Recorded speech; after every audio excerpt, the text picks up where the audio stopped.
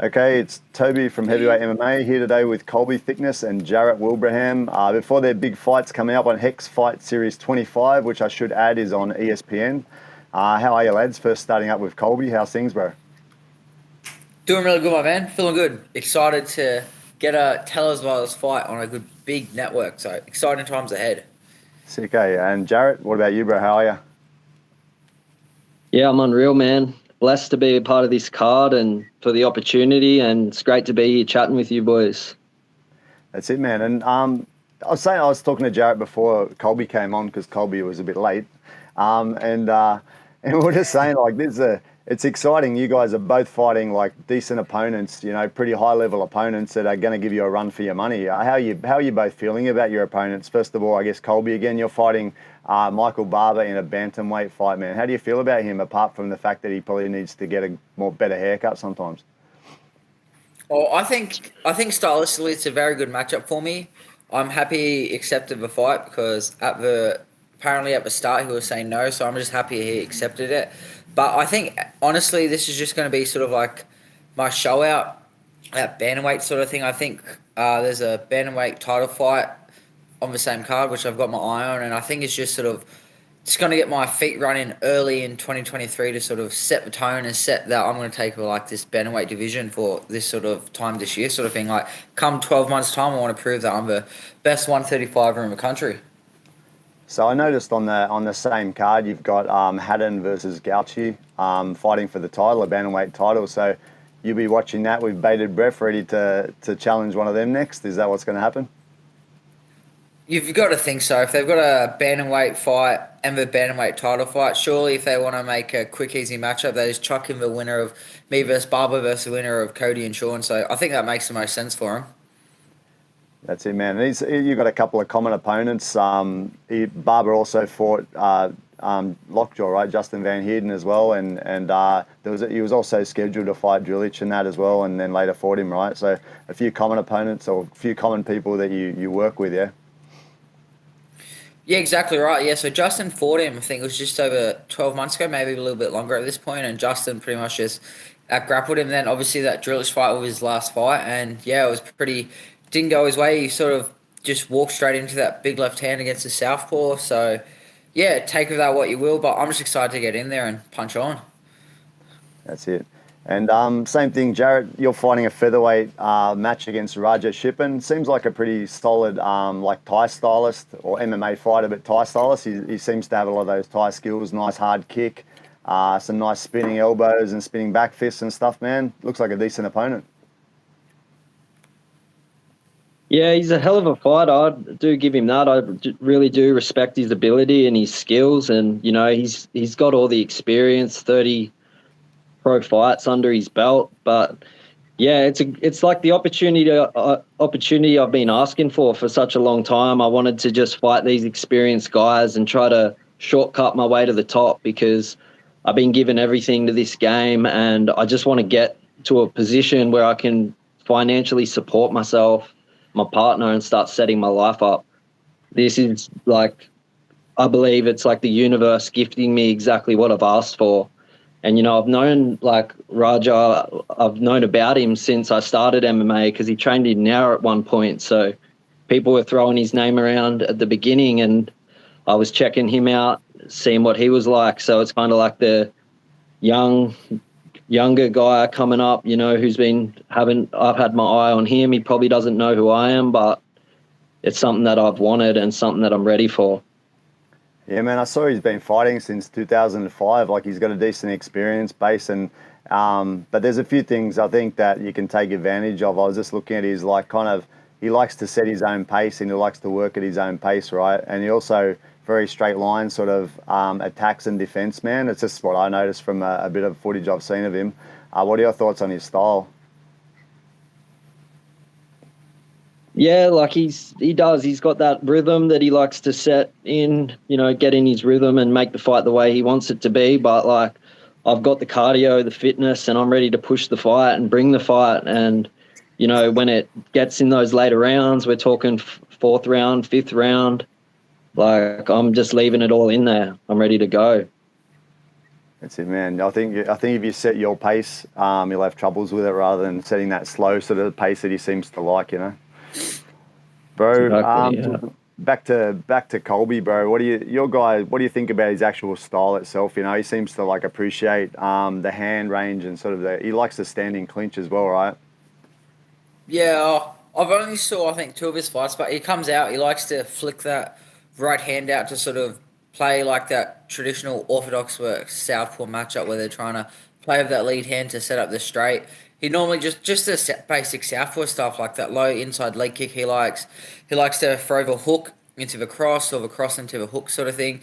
Really likes to sort of come forward and shell up that little bit with a bit of pressure and doesn't try too much cutting off, really getting angles or restarting after shots and that. So I think it plays into my style pretty well. Like I'm pretty comfortable. Like I had 3 fights that fell. Like my first pro fight was against Sean, who was a southpaw. I was meant to fight Michael Barber, who was a southpaw that fell through. Meant to fight George, who was a southpaw. Meant to fight this like Nick guy who was a southpaw. So I did like 3 back-to-back camps just for southpaws, and I didn't even end up fighting at bantamweight or fighting a southpaw. So it's good to actually like sort of take all of that experience from them camps and everything and bring it back to now. It's sweet. I've done all the training for doing big training now, but there's a lot of training backed behind this as well. Like legit 3 fight camps worth of fighting a southpaw at this weight. So I'm very excited to sort of go out and show off some tricks. Cool, man. And the timing's sick too. I was just saying to Jarrett before, like UFC 284 coming up. Your camp's in the thick of it. You got a few guys fighting on the card that have been down there, and different guys coming in to help them. So that would also benefit you guys a lot, right? Because the energy levels in the gym, you know, the extra people coming down to help and that, it must be good. Bro, like, yeah, man, like Jarrett could say it too. Like, the level of guys we have at the gym is like insane. Like, for our like Wednesday workouts, like, guys we have in, like, you're getting fucked up by like Craig Jones and grappling. Joe's holding pads for you. Brad Riddell was sparring you. So it's like, you can't get that anywhere else, sort of thing. And to think we all have that all happening with a little gym down in Wingdang, yeah, it's like, you can't put into words like how beneficial being in like an environment and a room like that is on a daily basis. Yeah, bro. Yeah, for sure. Jarrett, who's been down there? Like you just mentioned Craig Jones and Brad Riddell. Who else has been around for those that don't really know who trains there? Apart from Volk. Yeah, we got like Jamie Malarkey as well, and you know Frank Hickman, all the boys. We got some good guys in from like good wrestlers in as well that are really helping out with Volk's camp. So it's just like, man, you just Shark Tanked all the time, and that's why we're blessed. Is it's like we're getting the best techniques that are used by some of the best guys. What's worked for them, they're now giving it to us, and we're able to take those tools, put them in our toolkit. And when we fight, we'll be able to use all that stuff. So, like, knowledge is power, and our gym's got the knowledge, and I think that's why our gym's also got the power. What's the difference in the feeling in there? Like when you're coming up to a big UFC event, you guys are coming out for competition. Does things change? Does that energy like pick up in the gym, or it's the same vibe year round? There's more shit talking, man. There is so much more shit talking. Like, you might get a quiet Monday morning one time. Bro, we'll walk into the gym at any time, and the first words that come out of anybody's mouth is an insult or a sledge or like banter at someone else. So it's probably not what most people expect. Like, obviously intensity is there with training, but I think people are generally surprised when they walk in and just like how much like just flack everybody just gives each other. Like, it's fucking funny. It's good. Who are the key sledges at the moment there? I've got to think Frank Hickman would be up there, right? Oh, Frankie and Joe's like top tier. Under that would probably be like Brad and Craig, and then below that would be like Volk, me, and trying to think. Everybody else is pretty quiet though, to be honest. Jarrett, Michaela cops it a bit though actually now, so unlucky for her. That's pretty funny, man. Like we talk about, again, I was talking to Jarrett before, saying it's a crazy thing. Just the concept of fighting, you know, that you guys are training your ass off like three days a week for months to three times a day for months to, you know, get in there and fight other trained fighters. You got the guys you're up against, they're no slouches, man. Good experience, good fighters and that.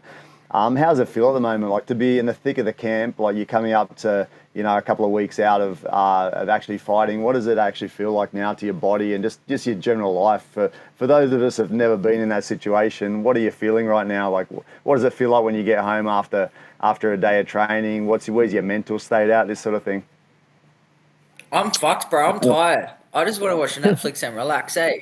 But that's exactly how you know you're doing training camp right. If you're coming home good and happy and like looking forward to obviously you're looking forward to the sessions and that, but like realistically, like we got our spiders tomorrow, so like as much as you can like G yourself up and hype yourself up for it, like it's a fucked workout. Like it's you're pushing yourself to the limits every day, sort of thing. So it's like obviously the benefit comes from that is once you get through it, like that fight week, the confidence just grows and grows and grows. But when you're in the thick of it, like you still feel good and everything, but you're not feeling like Superman and that. Like just go very realistic. Like it's hard on your body, sort of thing, but that's the way you want it to be. Like you don't want to. You much rather have the camp be the hard part than have a nice cruisy camp and make him fight in the hard part.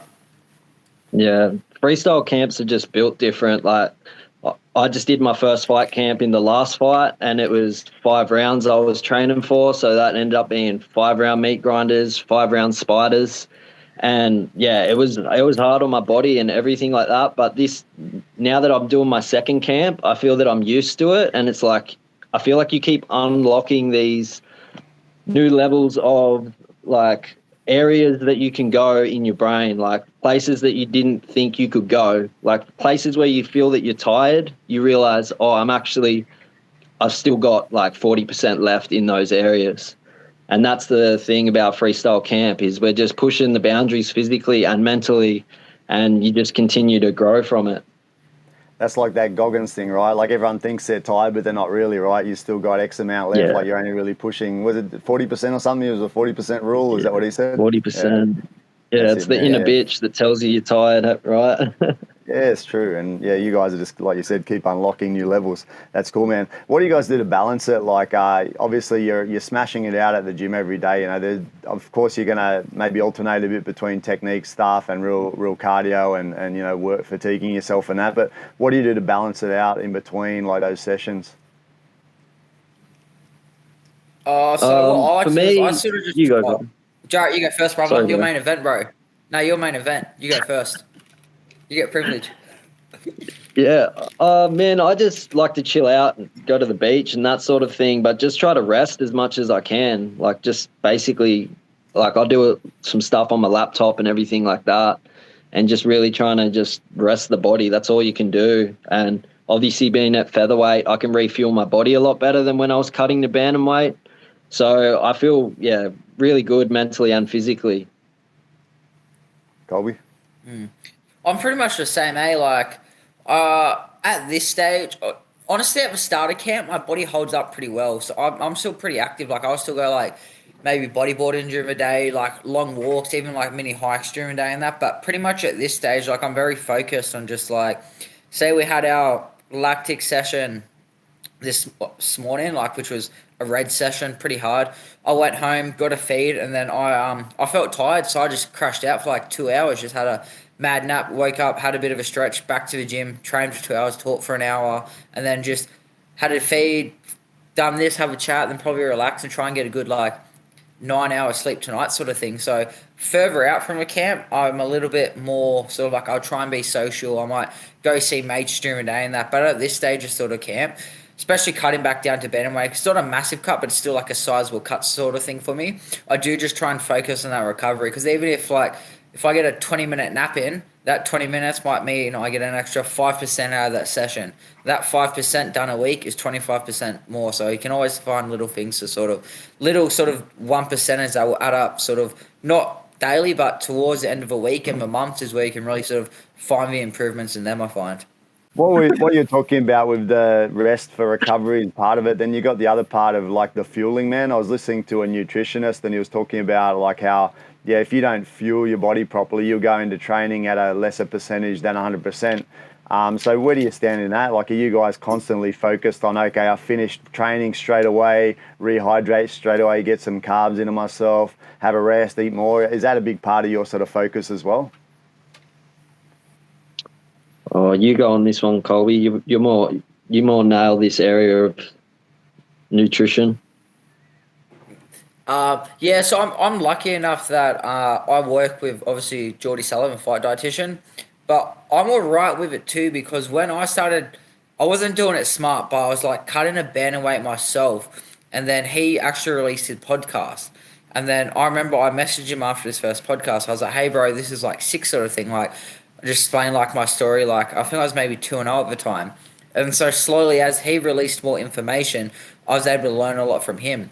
But a lot of his stuff is just, it's just nailing the basics and fundamentals. Like, you see guys reaching, thinking like all these saunas, these ice baths, and all these massive things are going to be like a massive 1%ers. But if you're just eating like good pre workout carbs, hitting your protein goals, eating like a good variety of like colors and food, being relaxed when you can sort of thing, especially if you're dialed in with weights, on your weight plan sort of thing, your weight descent, then having like good stress reliefs, getting good sleeps and stuff like that. Like, it's pretty boring to say because there's not like one big thing you're going to point out. Like, it's easy. Oh, how would you say it? It's like it's easy to do, but it's also very easy not to do. Like, it's very easy to be like, nah, fuck it. I'll eat 2 hours later. I can't be bothered to cook right now. Or I'll just skip breakfast. I'll just have an energy drink instead. It's very easy to do them little things, but it's when you start nailing everything together, it really makes like that big difference, I find. Hey, well, Yep. you talked about the ice bars or saunas. They're obviously a big thing on social media and that, bro. You do it. I heard you talk about the sauna and that. How often do you get to do it, and do you think it has much of a benefit, or that's just a peripheral thing for you? No, it definitely has its benefit. Like, I'm one of the people where I'll give everything like a try. Like, say something sounds weird, but like I've I've been recently started to get like Thai massages and that.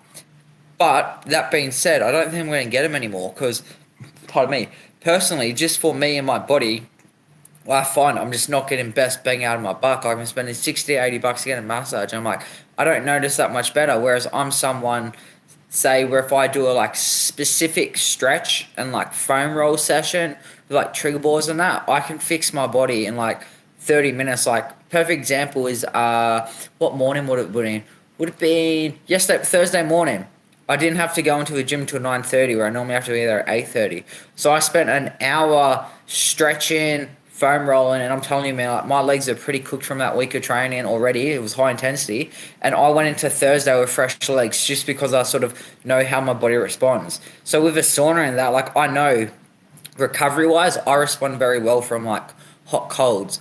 So I did that and my legs felt fine. Whereas now I'm at the stage, especially in this camp, whereas I know the benefits I want to get from a sauna and like a cold, can't really do cold plunges, but cold showers is it's going to make my body feel better. But I also know if I can use that 90 minutes, say, because you might do 3 20s in 5 minutes. If I use that 90 minutes for a nap at this point, I'm going to feel better napping. And it's not glamorous to say, oh, I'm a professional. Like, it is. I don't mind it. Like, yeah, I love, like, the boys joke about how much I nap in that. Like, I fucking love my sleep. And then, but it's like, oh, I can't go on social media and be like, oh, hey guys, just look at my sick cold plunge and sauna setup I did for 2 hours today. Everyone's like, oh, that's cool. It's like, take a photo of my bed. I'm like, I trained hard for 5 hours today and spent 8 hours sleeping and this thing in 2 hours napping. Like, I can see why people sort of can get tricked by that social media sort of persona thing. But it's like I said, like, even something as simple as like different topic like influence, like advertising, like this program improved their workout by X%. It's probably full of shit. You get something like Train Aid, an actual proper hydration supplement, but people think, oh, hydration doesn't make a difference. Whereas like there's some little things which sort of I feel like people miss the forest for the hills, and a lot of sort of up and coming fighters, if they're not in the right environment, you can see them doing all this stuff. They're like, oh, I'm doing cold plunges twice a day. I'm doing this breathing. I'm doing this stretching. I'm eating this fucking carnivore diet, or so they're trying to do all these fancy things instead of just nailing the basics. And like, I pretty much just got all this off Volt because he's obviously the best guy to look at because he's the best in the sport. And I just sort of look at what he does and I realize like now I'm getting better with it, but I used to sort of really try and look for these like all these little edges I can find in that. And then so I'd be missing, like, say, instead of a perfect example, I'd be like driving 40 minutes to go to a sauna for like an hour when I'm buggered, thinking it's going to help me more than just going home and sleeping for 90 minutes. So it sort of just comes with that experience and sort of knowing your body. But I find that I'm slowly getting a lot better with it. And with each camp, I'm slowly learning like new and new things, which is making my body feel better. So like I'm 3 pro fights in. So hopefully another 25 pro fights, I'm still going to be feeling like this. That's it, man. No, it's a good point, man. But like you trying and testing things and then seeing what's right for you, right? Like and one thing I think about a lot of people that are fighting and that, or BJJ guys and that, recommend like, oh, I should do yoga and that. It's not so specific for BJJ, and it's not specific for each person as well. So I kind of get what you mean. Like, yeah, some things are better for you and your body and your sport than the generic thing that people are pushing online sometimes, you know. And like you said, foam rolling and stretching is probably going to be as good as doing a Thai massage, which is not made for BJJ or MMA or whatever, right? It's not specific for your body. It's just a generic thing that they do, you know? Yo, here's a perfect example, because obviously I'm in the fighter's house now, and my old routine, I used to wake up and I used to spend like 30, 40 minutes doing all this stuff for my body in the morning, then I would do it during the day, then I'd do it at night sort of thing. So I was like three lots of 30 to 40 minutes where I'm working on my body. And honestly, man, I'm doing it I do it at the gym now. So I get to the gym a little bit early. I do it at the gym probably for 10 to 20 minutes before the morning and Arvo practice. If I'm sore in the morning, I might do a bit of foam rolling. And then if I'm sore at night, I might do a little bit. I reckon I've probably cut down 2/3 of my actual, like, trying to think of, like, my body recovery stuff.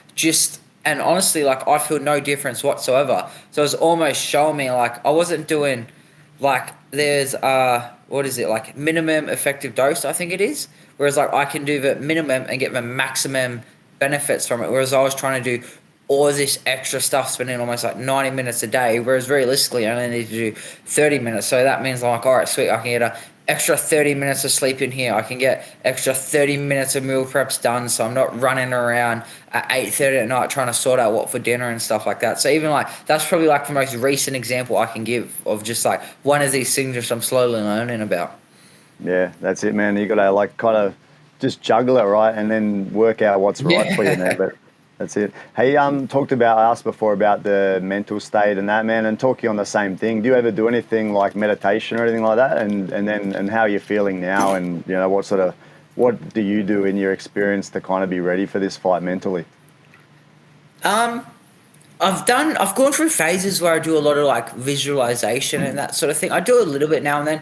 I'll be honest, I actually read a book, The Slight Edge, which was recommended to me. It's quite a good book, and it has like these daily practices to put in, and I've always sort of been on and off meditation, and I think because I've tried to go too far, but probably since the start of January, I've only been doing like 5 minutes a day and every day, and I haven't missed it, and that's sort of just, it's nothing, I just sit, find a nice spot, and just close my eyes and just breathe for 5 minutes, and I don't know if it's doing anything yet sort of thing. I might feel a little bit calmer and that sort of thing.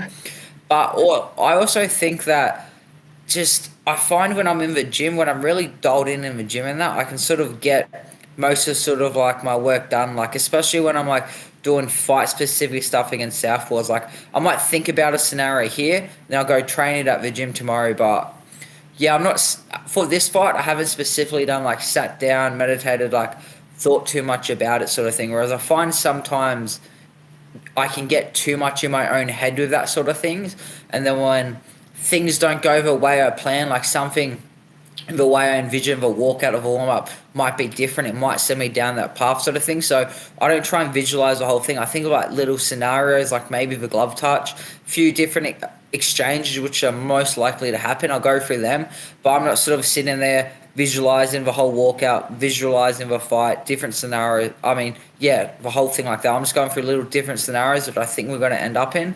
And then, yeah, that's pretty much with it. Mental state-wise, I'm always very confident. Like, obviously, you have your good days and bad days in training. Like, there's no real bad days, but there's just days where you're not on sort of thing. But that's always going to happen when you're in a room full of killers. But I've been feeling good. The body's holding up really well. So, yeah, I'm just excited to smash out these last couple of weeks of hard training and just get back in there and just start the year off sort of running. That's it, man. Sounds good. Man, we lost Jarrett, unfortunately, because I wanted to ask you a question between you guys. Like, there was a while back before you were in different in different gyms. You're actually scheduled to fight Jarrett, and you didn't end up fighting. So I just want to know, like, from your perspective, you and Jarrett, if you did fight, who would win and why and how? I feel like the fight would have ended with double right hand KO. From you or from him? Double knockout rubber. From you or from What, him, me? bro? You would have ended double him KO. with... Like we both just both run out and Jeez. just double KO. Double KO. Oh, that's it. That's all right. Cool. Yeah, that's the way. That's a very Switzerland answer, bro. Very good. Yeah. Because we were friends before we were meant to fight anyway. It was just that no one in Australia wanted to fight, so we're like, fuck, I guess we're just gonna have to fight each other and have beers after. But thankfully that didn't happen because now we're training partners and it's been fucking unreal to have him in the gym. He's fucking such a top dude. Yeah, that's it, bro. Anyway, man, I think we've talked quite enough for now. I wanted to wish you and your gym the best of luck for UFC 284 first, and then for HEX Fight Series 25, man. Thanks for your time, bro, and I'll be watching both these events with bated breath, mate. Dying to watch, eh? Looking forward to it. Thanks for your time, eh? Pleasure, mine. Thank you for having me on, Toby. Cheers, bro.